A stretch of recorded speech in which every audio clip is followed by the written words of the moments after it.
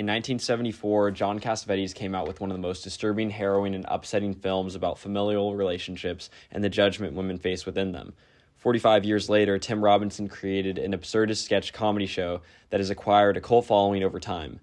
It may seem ridiculous to bring these two up in one video, but surprisingly, they both have fascinating depictions of social alienation that can be broken down by comparing a scene from each one. Would you like some spaghetti? In A Woman Under the Influence, Jenna Rollins plays a mother who, as well-intentioned as she is, has some manic tendencies. And the reason I'm worried is that you've been acting a little strange. I wonder if you've been aware of that or not.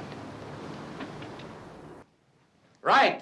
I was trying to be nice. Her husband, played by Peter Falk, is a construction worker who works night shifts and is consistently distant as a father and husband. The film never specifies whether or not Rollins is actually mentally ill, but her husband decides that she is, and chooses to send her against her will to a mental institution so she can get help. And in the meantime, he's going to look after the kids, which does not go well. Sure. Here. Not too much now. Even though Rollins is clearly not totally stable, the film is very empathetic towards her. In the scene I chose to break down, she's just made spaghetti for her husband and his construction team. They eat an extremely awkward meal together as she tries to be social and her husband seethes in frustration. What's your name? James Turner. James Turner. I work with Nick.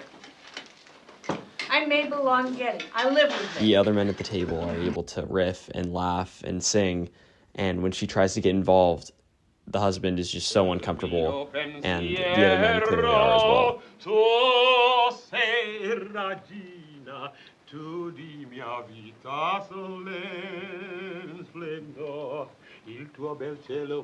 When I was watching this scene, I couldn't help but think to myself that it sort of felt like an I Think You Should Leave sketch in a strange way. The sketches are formulaic in a way because there is usually one character who is completely embarrassing or absurd, and the extras in the scene react to it in a grounded, real way that makes the clown character a little depressing. That. Look like you have slick back here now. You think this is slicked back? This is pushed back. The sketch I chose is about a lonely man who goes on a ghost tour and tries to yell out crude language in an effort to be a part of the riffing going on and make others laugh, but it doesn't necessarily land. Which means you can drink if you want, and we can say whatever the hell we want. Jizz. Sorry? Jizz. The first scene is shot with telephoto lenses, and we have a lot more close-ups of the protagonist and also of the extras. Because of this, we not only feel like we're in the room, but we are also her in the room. The scene also allows for more awkwardness and silence. There are moments where the only dialogue we hear are side conversations from the men, and we watch as Rollins and Falk communicate with each other through their expressions. This pace is completely different from the comedic sketch, which does not waste any time going from joke to joke and doesn't necessarily leave you long to sit with the man's feelings. The sketch is also mostly composed of medium and wide shots, which also keeps the empathy at bay. So we find apparitions are most commonly wearing the clothes that they died in. Oh yeah, do they ever just like fucking run around nude and you see like one of their big old fucking hairy... The two protagonists share a similar type of isolation, though, as they are both stranded socially with only one character willing to acknowledge them, and the purpose being to chastise them. Get your ass down! Grow the hell up! Stop trying to be funny. This is the worst day I've had on this job. If you want to stay on this tour, shut the hell up. But this is where Roland's character is so tragic. Her husband treats her as badly as a man yelling gross language at a public gathering is treated. She's also in her own home, a place where, if any, she should be able to be herself.